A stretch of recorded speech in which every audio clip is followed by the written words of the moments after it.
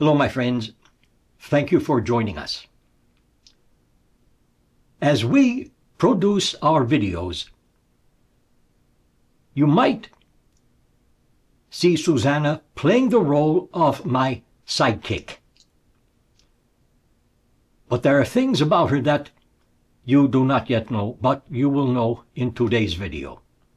Because we are going to take a deep look into mediumship, Susanna, what she does, how she does it, and why she does what she does. Hello, Susanna. Hi, Abram. Surprisingly, or not surprisingly, many people still do not know what mediumship is. So let us begin at the very beginning. Susanna, what is mediumship? I can only express what it is to me. That will be fine. And that is being able to connect very deeply with your own emotions, which allows me, I connect very well with my emotions. It allows me to connect with the emotions of the person receiving the reading and the emotions of people in spirit that are coming through. And it is, every medium works differently. I can only tell you how I work, and that is that I allow myself to live in this reality and expand my awareness to the reality of what some people call the unseen, people in spirit, and how they live and what they're doing and messages that they have to bring other people. And so for me, it is an allowance of and an extension of who I am. Would that explain it? That is good so far. For me. This is how it works for me. Good. So everyone is unique. Everyone has their way of working with what they work with. Tom works with me in his way. Other channels work in their own way. You work in your way. Other mediums work in their way. Everyone is unique and has his or her way of working with whatever they are working with. This makes up life, and it is a good thing. You talk about the connection. How do you make that connection? I have no idea. Good. Good. I really don't. It just happens. And there are so many variables and nuances to making a connection with someone in spirit. And this is anyone in spirit. This could be a deceased loved one of the person receiving reading. It could be guides,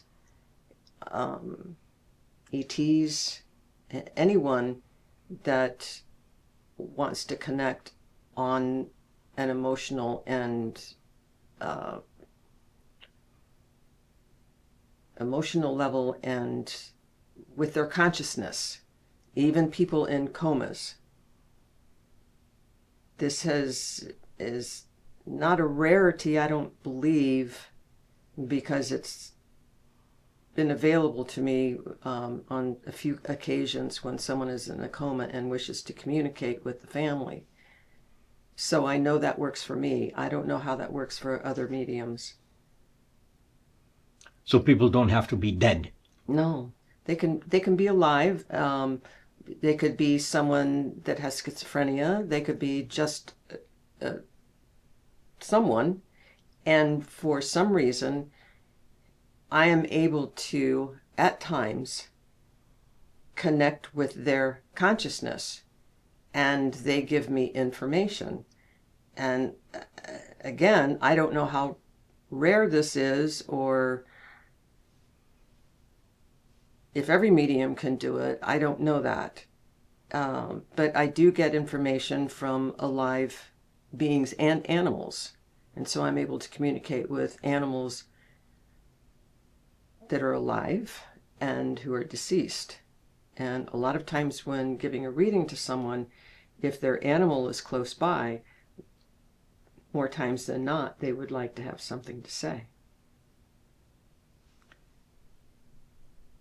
People think animals are just nice furry things running around.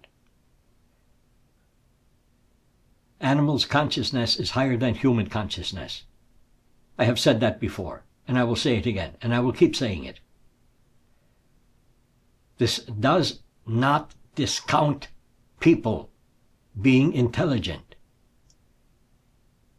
But here we go again. If you have a pet, watch your pet. Watch how your pet exists and lives and functions in the moment only, this moment only. Watch how your pet does not judge. Take a few tips from your pet. Stop judging. Live in the moment. Things will be much easier for you and for your reality. Now, Susanna, when did you first realize you were a medium? I realized, without calling myself a medium and not knowing what a medium is or was at the time, was as a young girl, I had a lot of paranormal experiences, a lot of experiences in the dream state and visitations. So I knew that a lot of these things came naturally to me. So I never knew that there was something to call it. And it was part of me. And so I was very open about it, thinking that everyone else could do the same thing. And as I grew up, I found out that not a lot of people do what I do. And it wasn't until I was much older, still having experiences, and knowing that I could connect with people who were deceased, and not knowing what to call it, I found someone who was giving mediumship development classes, and so I decided to take that just because a lot of things were happening and I wanted to make sure I wasn't crazy. And the classes didn't teach me very much, and a lot of things I disagreed with because many people teach from a point of fear, and I don't believe in approaching this kind of work with any kind of fear. You cannot have fear, because that will it will alter your perception of things. It will block communication. And so fear was one of the first things that I became aware of and got rid of, which allowed me greater communication. Let us take a step back. Oh, you too can become a medium. You too can become a channel.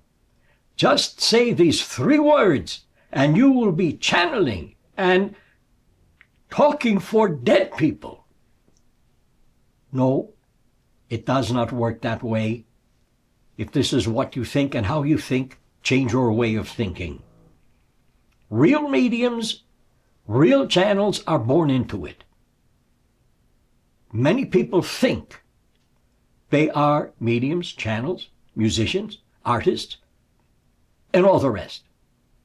Some are not. So if you think you have the ability, check with someone who knows what they are doing, so they can tell you whether or not you were born to be what you think your talent is. Things do not happen the way people say they happen most of the time. So you were born into it. This is what you are saying. Yes. If I were to come to you and say, I know nothing about what you do, but I hear you give readings, so read me. what would you tell me? Would that be someone that I casually am talking to, or somebody who really wants to have a reading? Someone who is inquisitive, interested, but not yet sure about you and what you do. Read me. Go ahead. Well, I would change the conversation, and I would change the approach that the person is taking if they say that to me. And I would have a conversation about their expectations and what they know about mediumship and what they know about communication with the deceased, what kind of information that they have received so far about mediumship, and take it from there. Now, I've had readings with people who were non-believers, didn't really believe in mediumship or think it was possible, but they came to me because it was they were so deeply involved in their grief over the loss of a loved one that I was their last resort, which worked out well, and a lot of people have changed their mind. Some people don't. But I would approach it because to me, the way that you said that sounds very challenging and passive aggressive. Yes, and there are people who function that way. When people come to me and they are that way, I tell them, I am not going to tell you what you want to hear, but I am going to tell you what you need to hear. And what you need to hear is this. Take a breath, step back, control your need to control me and everything else in life, and imagine you are being born all over again right now with nothing. Because when you have nothing, you have every opportunity to be any way you would like to be, anything you would like to be, any time you would like to be in. People expect things from me and from you because they don't understand us and what we do and how we do it, but they are curious. And curious people who are honest and earnest people will come to you and to me also because they need assistance. This is what it's all about. Assisting you people, assisting you. So, Susanna, why do you want to be a medium? It's not a want. It's not a need. It's who I am. But I'd like to back up for a moment on what you were just saying, because you made a very good point. And when people come to me for the first time, that's exactly what I tell them, is that you will get the information that you need today. And it may not be the information that you want or the information that you want to hear. And during reading, and I also tell people that they cannot control the reading. I don't control the reading. They don't control the reading. That the people who are in control and command are the people in spirit. And they may not hear from the person that they are looking to hear from, but they will have people come through and give them information that they need that day. Now, during a reading, when someone tries to control the reading, I will stop and tell them, just you can't control this, you know. So I don't have a problem with stopping people and telling them to relax. People need to be stopped from time to time. Because, and this is human nature, people control other people, situations, life, everything else, because they have been trained to be that way. They have been taught to control, because without control, you get no results. On the other hand, if you allow all things and let things be just as they are, just because they are, you will get better results. because you will not be interfering with the mechanics of any given situation. People need to understand the workings of mediumship and channeling, but primarily mediumship. This is a service that is offered to people. When people have a desire to learn something about themselves or a deceased individual or loved one, or learn something just about life itself. Is this what you do? Yes. Yes. And it's, being a medium is so much a part of who I am and how I express myself, and my imagination and my intuition, and it is part of every part of my reality in being a medium. And I've learned over the years that you have to go with the ebb and flow of life and your individual reality. There are times when I have things going on in life just like everyone else does. I go through emotional things just like everyone else does. And sometimes when your focus is away from mediumship and you need to focus on what's going on in your life, you need to go with it, because it's just an ebb and a flow, and you have to allow things to happen. And I get, if I'm going through something and I don't communicate for a while, I don't know how to explain it. It's like I'm thirsty,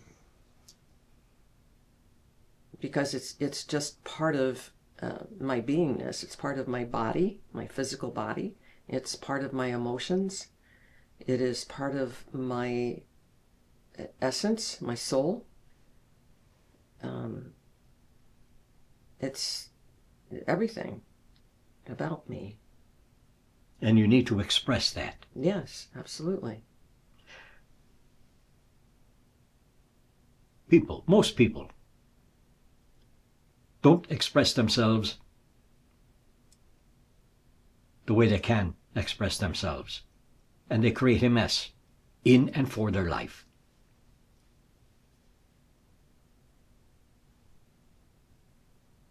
If you are that way, or know someone who is that way,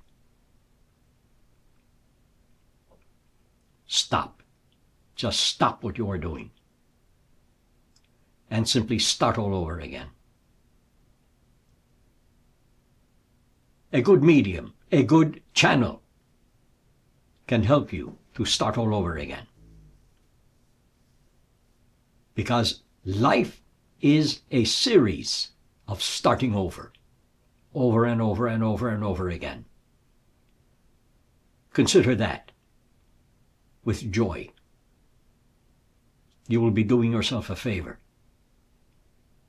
One last question for you, Susanna. I'm ready. I need to find my parents' will. Tell me where it is.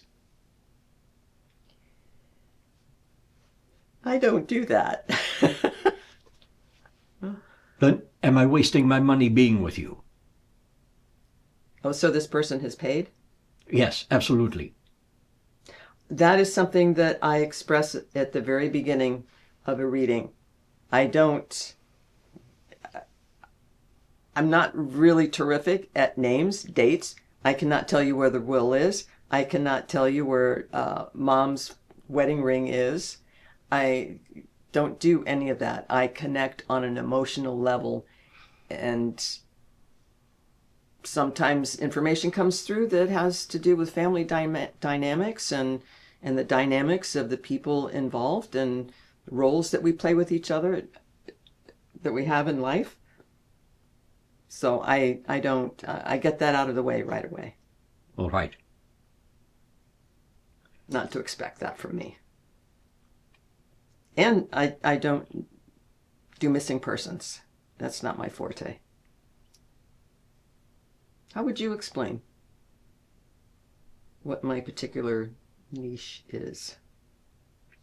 I would simply say that you have developed yourself to a point at which you are more than able and capable to and of serving people, giving them what they need so they can rearrange parts of their lives or their consciousness so that they can live an easier life.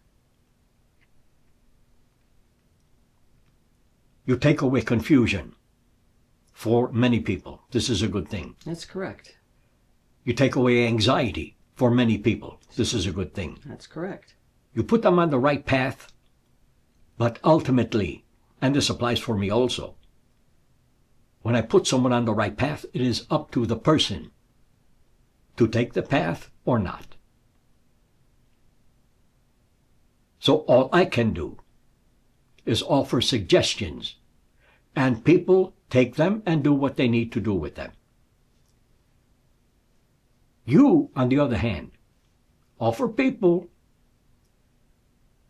a different, clean way of looking at what needs to be changed in their life by outside guidance.